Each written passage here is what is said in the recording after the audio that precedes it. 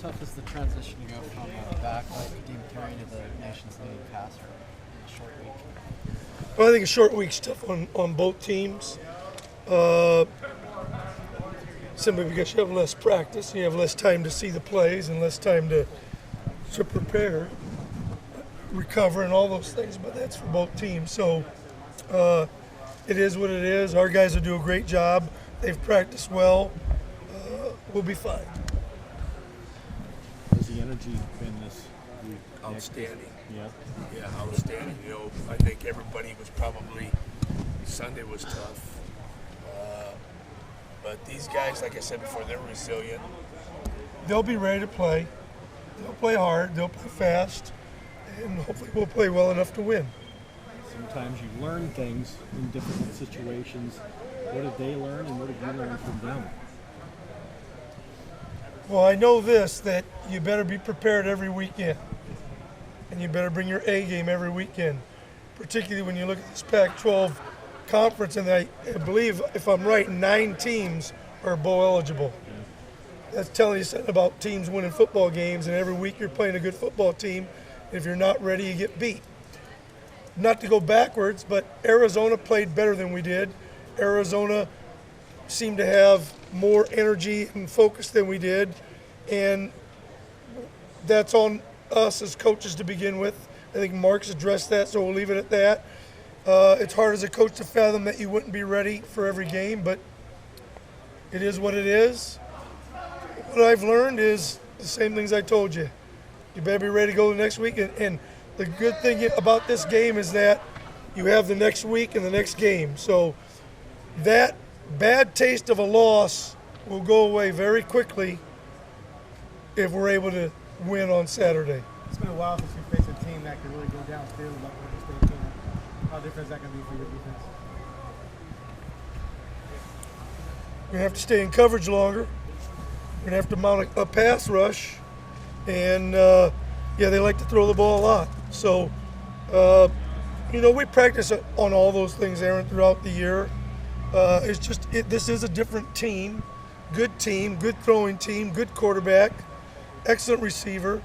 And they have a couple other guys that are pretty good too. So we'll have our hands full.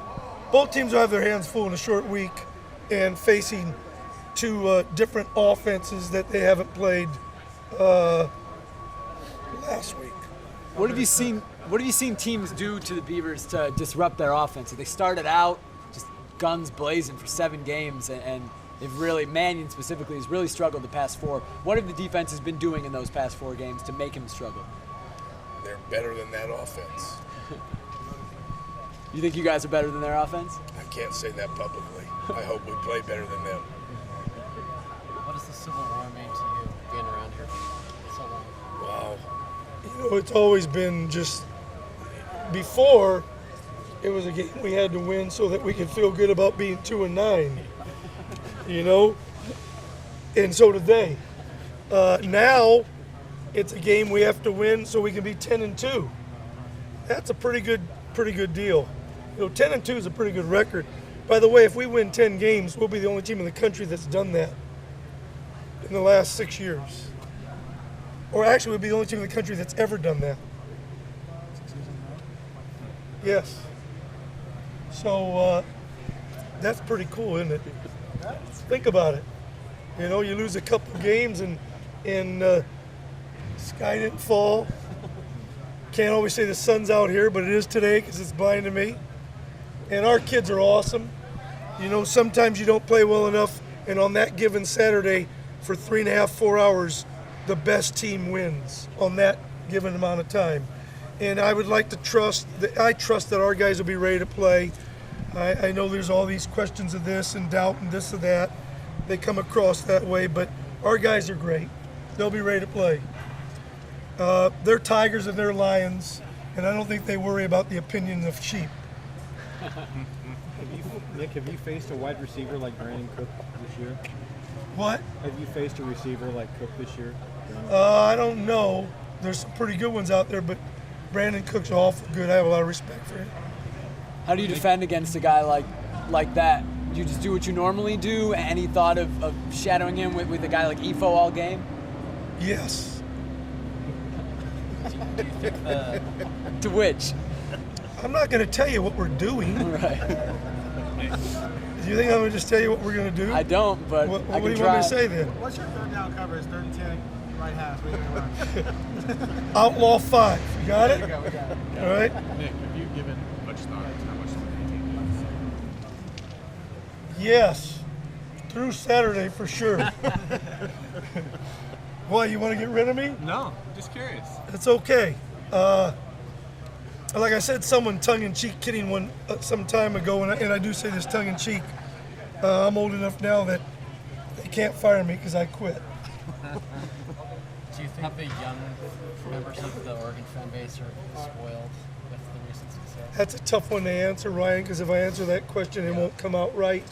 But in reality, 10-2 used to be an awesome season, and 10-2 can get us to a place that no program's ever been. And if we win 10, I'll bet you we'll win 11. If we win 10, we'll win 11. But we got to win 10. If we don't win 10, then I can't say we're going to win 11.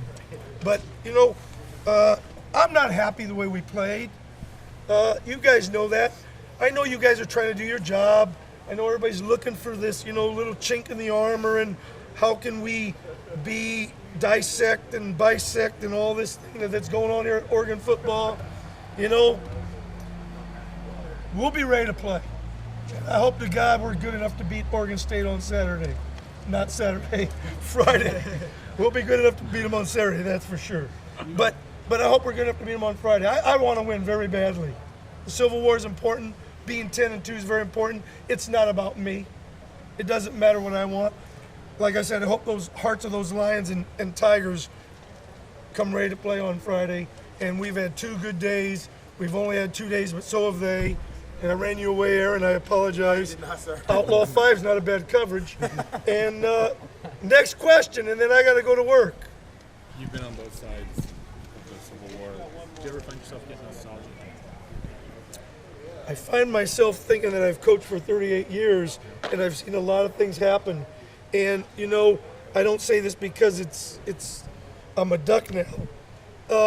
Those people treat me very well in Corvallis, but we were like 23 and 24, my wife and I. And at that time, it just wasn't a good place for us. Not because it's not a good place, it just wasn't a good place for us in the respect that we're from the Bay Area, a big city, used to having more to do. That's all. So, I hope they don't write that negative because I said it wasn't a good place for us. They were good to us. They were good people. I like Corvallis, okay? I like Mike Riley. I like Rich Rodriguez. I like David Shaw. I like Jerry Allen. About Mike.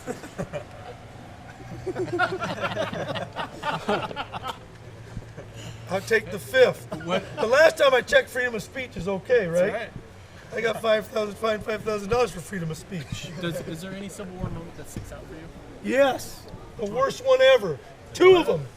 The 0-0 tie, and when the ball fell incomplete in 1994 season, the ball fell incomplete on that left, their sideline, down the field, incomplete, and we knew we were going to the Rose Bowl for the first time in a long time. You know what? That was a great feeling. You know what? When we were going to the Rose Bowl in 1994, were you born?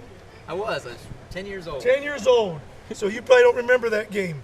But we were really excited. You know how many games we won? 9. 9 games. 9. And we were going to the Rose Bowl and we were happy. Really happy. Okay? So if we win 10, I'm going to be really happy. Okay? And you guys can write all you want about me, negative, whatever you want to do, however you want to word it, all that. Have your fun. Okay? Remember this. I'm a tough SOB. I'll get back at you.